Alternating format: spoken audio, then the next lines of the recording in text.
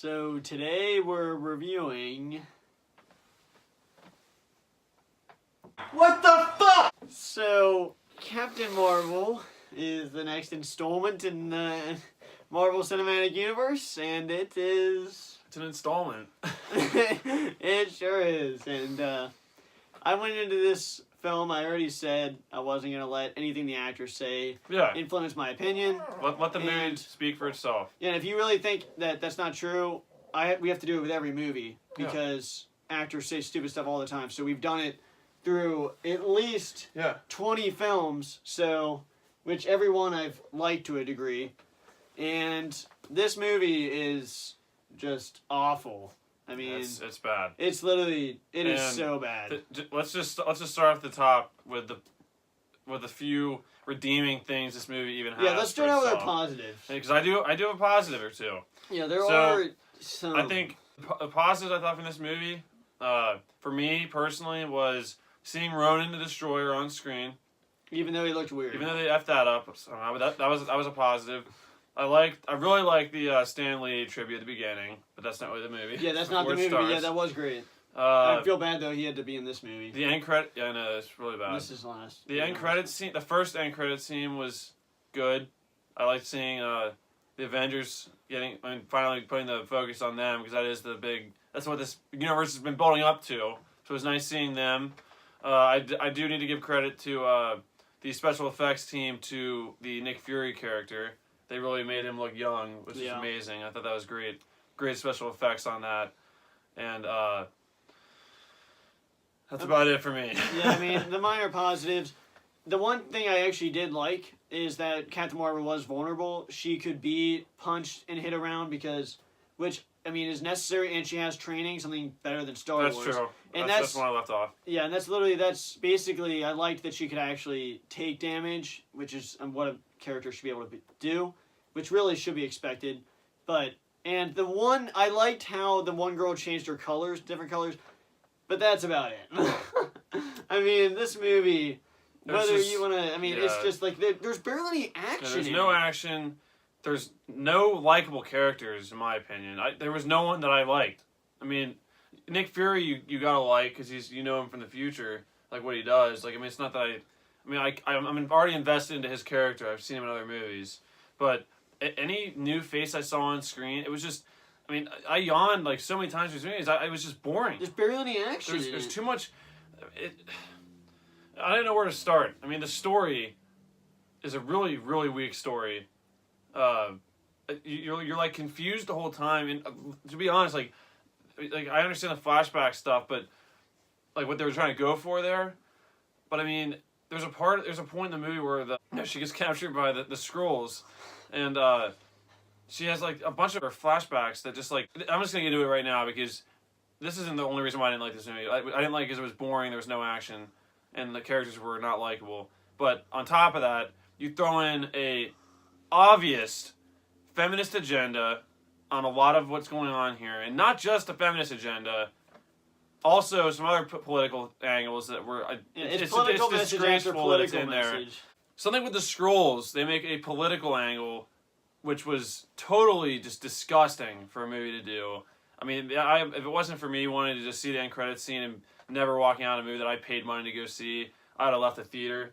And it wasn't just one moment, like, you know what, a little like global warming thing, that wasn't in this movie, but I'm saying, like, if that happens, I can get past that. You just do a little jab here or there, but to make it be a major story, a plot line in the story, I mean, that is just not good.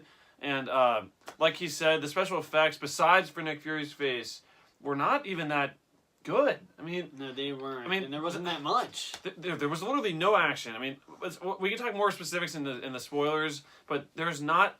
Is there one redeeming scene that you're like that was the boss shot, or that was no? Was there any scene that deserved a boss shot? I mean, there was one cool scene where she had the things on her hand, but then they ruined it with song choices that were just awful. But horrible. And there are so many things that we're talking about in spoilers that they effed up everything in the MCU, which we can't talk about because it's spoilers, but they just effed it up.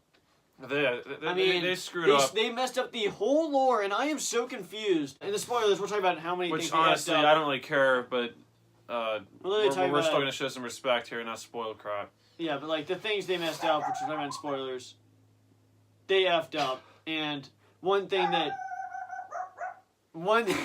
they just Hey! a few things we're gonna talk about spoilers that I was just shocked by how bad it was and how it effed up everything. But we'll talk about that in spoilers.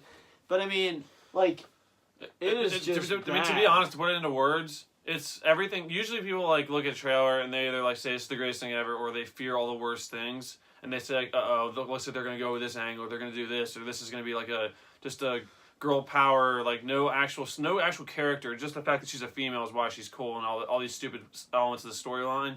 And going in, I was afraid of that, and coming out, it's exactly what we thought. It literally is exactly what we thought. Okay, but let's tell you about the main character, Captain Marvel, who is just an arrogant a-hole through this whole movie. Arrogant. I mean, that's all wooden, she is. There's no depth to her.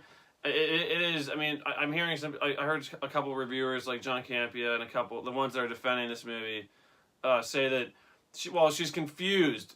Just okay, so she's confused means she has no emotion or she's just a robot. I mean, I'm not an actor, obviously. I'm not acting like I can do it, but I mean, Yeah, we're not actors. she's. I mean, we're just reviewing the movie, and she had no emotion, no depth to her. She was the same one note the entire time, and like I said, this movie really disappointed me. I mean, and I went in with low expectations, and it went below what I thought I was going to do. And Captain, like, let's just make a comparison to Captain America, who he's not only better, he's not better because he's a white male, but because in that movie, what happens? He gets beat up, and he stands up for what is right, and he's not an arrogant a-hole. And it's not. He's just doing what's right, and he's not acting like that. He's not acting like an idiot throughout the movie. He doesn't talk to people like he's a freaking like better than them. That's all she does, and that's just a fact. It is not because he's a man. It's because he's an awesome character, And just a like good Scarlet person in that Witch. movie. A great character with depth, emotion. Like she's real. You can Yeah, different relate. layers. I can't relate to this to anyone in this movie. Just like people were saying, they're 100% correct. I mean, it just blows my mind how unrelatable these characters were. Just because I can't relate to someone like it's just like. I mean, this movie. And it was like I drove home we both drove separate because we were meeting there. We drove 30 minutes to go see this movie and waste 2 hours of our life. And we drove home separate, and I literally drove for like 20 minutes and didn't even have the radio on. Like, I was in that much shock of how they can come and F up a universe that we like, that political stuff hadn't been forced into. That's all we ask. I don't care what side of the aisle you're on. Politics stay out of movies. That is not your spot to do it. Go to a political rally. Go to watch the news. That's TV sports. station. Movies. That's supposed to be a break from reality. You're not supposed to hear anything about flipping politics. And for them to shove stuff in there at the amount that they did, I mean that was already throwing it in for me. I mean that is just I cannot forgive a movie that does that. And then not only that, going into the movie, all this stuff that she's saying, they're pushing. Oh, it's not for men. I don't want to see white men on the all this bullcrap here. Like all this stuff here. It's just like we need to talk about spoilers because I can't. During the movie, I was actually just to show I was giving it a chance.